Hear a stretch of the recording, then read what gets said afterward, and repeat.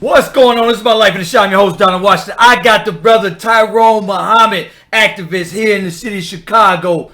I want to talk about the Chicago City Council approves $51 million for migrants here in Chicago. Brandon Johnson, however, ran on this. He said, here's what I'm going to do. What's going on, Tyrone?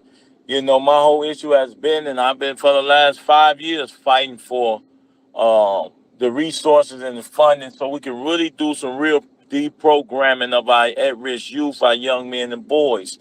And mostly, you know, my constituents, formerly incarcerated individuals, come home. You got over 18,000 homeless ex-cons. And that's just ex-cons. I could see people not feeling sympathy about those returning home after serving their debt to society.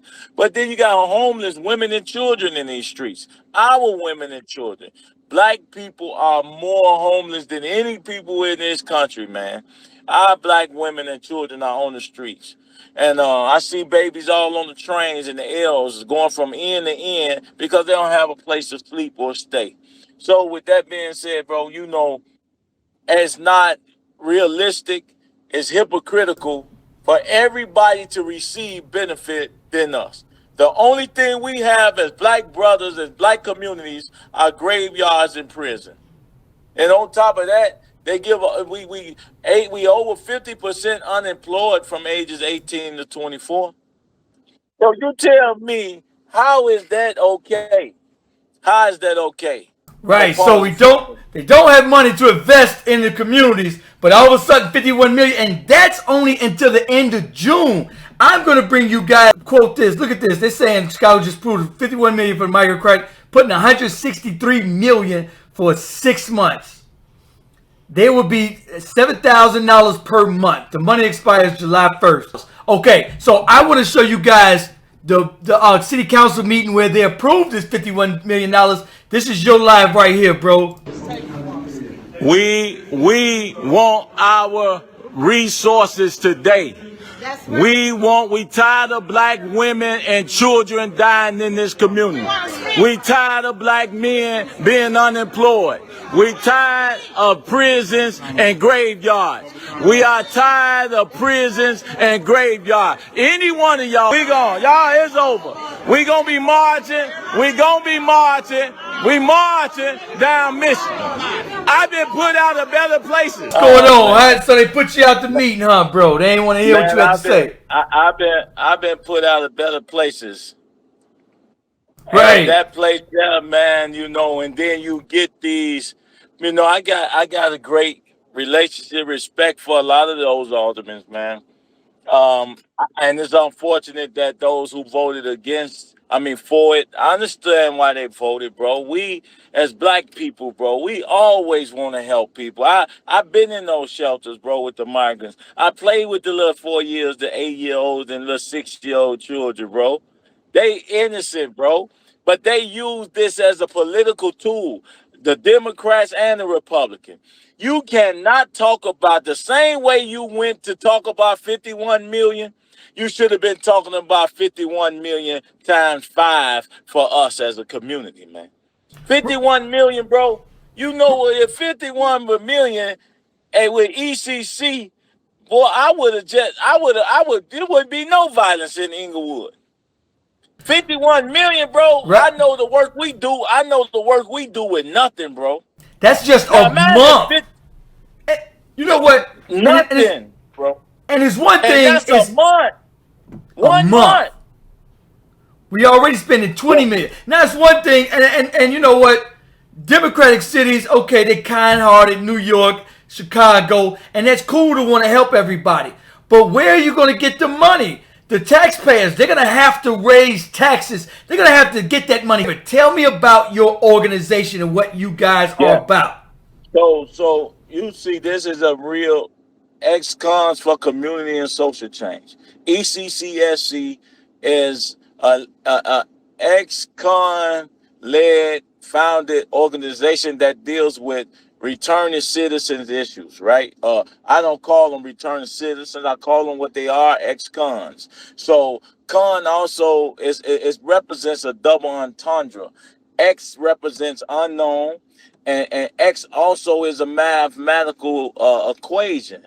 We are solving for something. So we're constantly solving for the issues and ills of this population, right? Because they return back and they also violate and injure the citizens of the communities, right? And so we have to have something, a specialized approach for this population, especially given the fact that these schools are creating pipelines to prison. So we creating the next prisoners right from CTA, while CTU are in power in the mayor's chambers. So what I'm saying is ECCSC focus on violence prevention, reentry, behavior modification, restorative justice, and the greatest thing in workforce development. But the greatest thing that you see and that you see that you're doing right now, that in the videos you plan, is XCOM 4/community and social change. People got to understand that's what I'm about more than anything. The violence prevention space, I never wanted to be a part of that. But so much is going on, I got tired of watching the victimization of our women and children, bro, that I had to step up. You see right here, this is a real squad car. This is a real cage back here. This is a real boy cage back here. And that that's glass. That's the real squad car. So but we're not that we gonna put anybody back there. It's just that our approach of patrolling and protecting our community should be number one on every black man's mind. We talk we don't want police, but yet we don't even create the space to even protect ourselves. And then when somebody like me and our organization do this, you want the weakness, the hateism, and the jealousy, and everyone say, oh, they want to act like police. No, we don't. I don't have to act like the police. We act better than the police because we're community servants. That means that it is unacceptable for black men and boys to kill our women and children. That's unacceptable. Okay. ECCSC, Ex-Cons for Community and Social Change, is a 501c3 gather certified organization founded and led by formerly incarcerated individuals. On the premise of this particular population being the most at risk and being the population that also will violate the tenets of our freedoms, ex-felons, I decided while sitting in prison that we would create, and it was going to be us who transform our own condition in our communities. We weren't going to blame the white man. We weren't going to blame everybody else and wait on pastors and politicians. As you see, the politicians violating us right now with the 51 million. We weren't going to wait on them. And we said it's going to take us to save us, so we was going to be the change we wanted to see. So ECCSC is a organization that performs violence prevention, reentry, prison reform, social change. That's where community and social change come from more than anything. We are community advocates. We are social change advocates more than anything. When people talk, why I'm doing this, why I'm doing that, as you see, always I'm advocating for something in our conditions, regardless to who like it or not, bro. So I tell people, ECCSC.org. I tell people that all the time. It's going to take us to save us. A lot of times in our community, I hear people say they need to come help us. They need to save us, and I'm like, yo, you got to save yourself. When I go to my cousin community, people outside his community come out and write my license plate down. And I ain't even mad at them because they don't allow that violence in their community. They let it be known, Exactly. look here, you come here, we going to watch you. Yeah, we're going to get watched. And then we should watch our kids and our nephews and our cousins and sisters, your boyfriends who killing other people's kids, cousins, and men. So, yeah, that's serious. And it's for their own good. It's for their own benefit. There was a police officer that chased me around when I was young. And I thank them to this day because had it not been, not being hard on your children, not being hard on the people in your community, they're going to go out there and make a mistake. And when they get in front of that judge ain't going to play no games with You can't be that hard on the children when you don't even provide them a safe space to play. You can give 51 million, bro, to this for a month, And the work we do as an organization and other organizations do out here in these communities can't get 51 million in a year. You understanding what I'm saying, man? So they can right. Just imagine 51 million for a whole year, bro, in the ECCSC. And you know what? And that. That's not even real. I can't even think. I couldn't even fix my mouth to tell the government I need 51 million to take care of my community. Can you help us out get 51 million so that I can stop black women from being murdered, so I can stop babies, I can stop our kids from shooting us? Can you give me 51 million so I can do workforce development so our black boys can be employed and on the construction force? Can I have 51 million so I can prevent the black men from going to prison, which will save you 1.3 billion? So can you even imagine me asking that question? We got vets that fight and die, lose limbs and arms and in wheelchairs, come home and can't get taken care of, but somebody that walk over the border can get housing, food, shelter, and job placement. All right. So, and then we got ex-cons. It's been a proven fact in Switzerland, other countries, that when you rehabilitate convicts, when they go in, rehabilitate them, and coming out, what we're doing is making it impossible for ex-cons to get jobs. So they have no other choice but to reoffend and go back. It's a recycling door. So that 51 million, yes, is a smack in the face, especially to a city like Chicago where violence and ex-cons and convicts and... So look at this. I need you to show that stuff, talk that stuff. I got this other meeting, but I'm going to come on your show every week. We're going to be on here every week, bro, so that we could chopping it up by the issues of the week. I'd be calling it a Tyrone Muhammad Weekly. I don't know whatever you want to call it, brother. We going to have a powwow.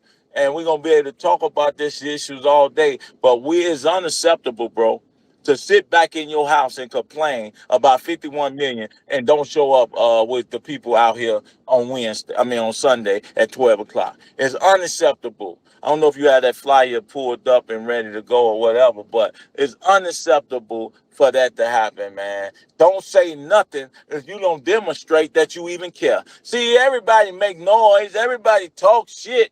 But don't nobody demonstrate, show up, and be a part of the change we want to see. How?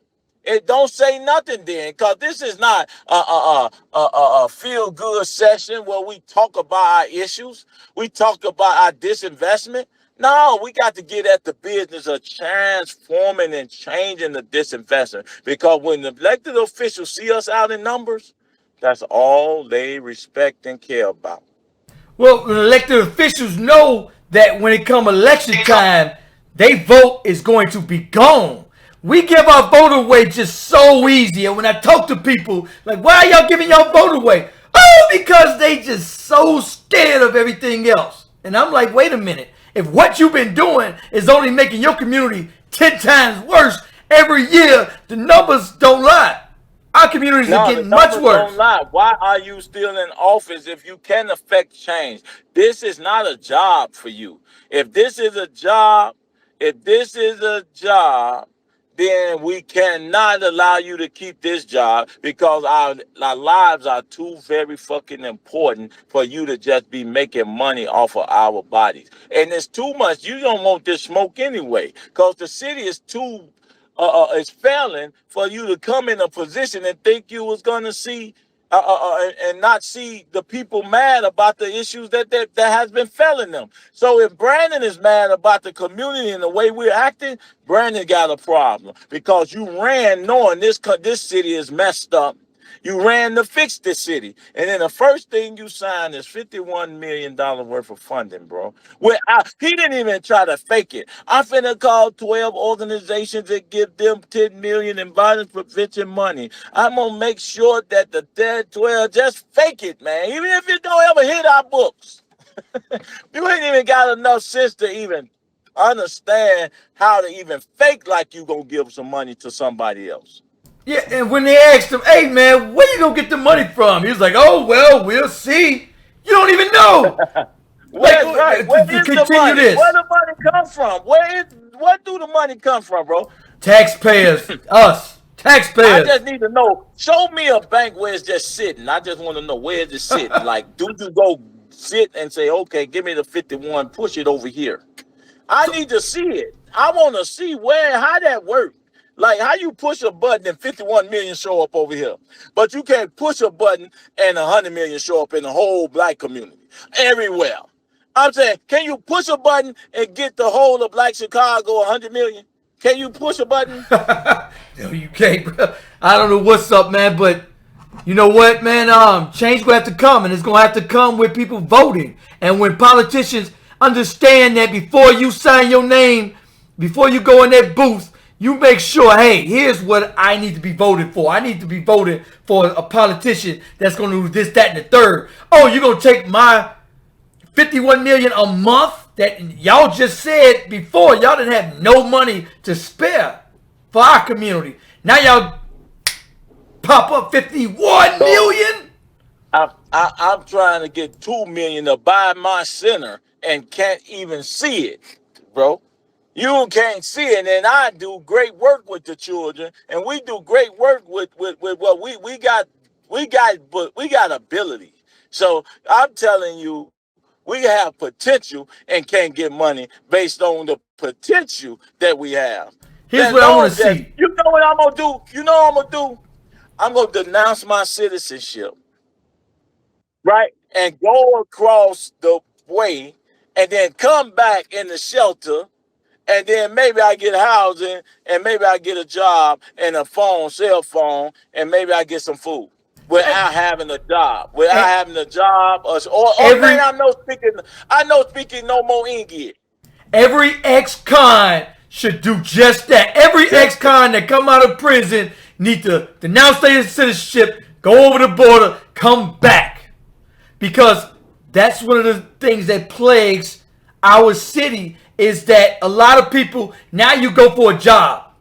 Now all of a sudden they say, oh, see, look what you did when you was 13. You stole a candy bar. No job for you. But then they got people coming out of prisons. They don't check them, don't care, and they all get to eat just like everybody else. Yep, and then So even in some of these communities, it's not about us helping them. It's about no help being there for us. right, and also in some of these communities, they're not doing background checks. They don't know who's in these communities.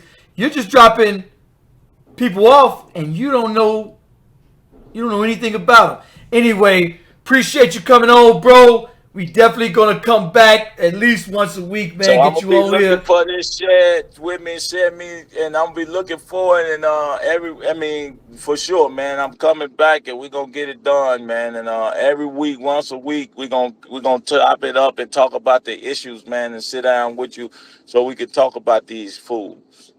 Anyway, make sure you guys like, comment, let me know what you think about this video. Peace, y'all. City on fire. Ooh, down to the wire. It's my life in the shine.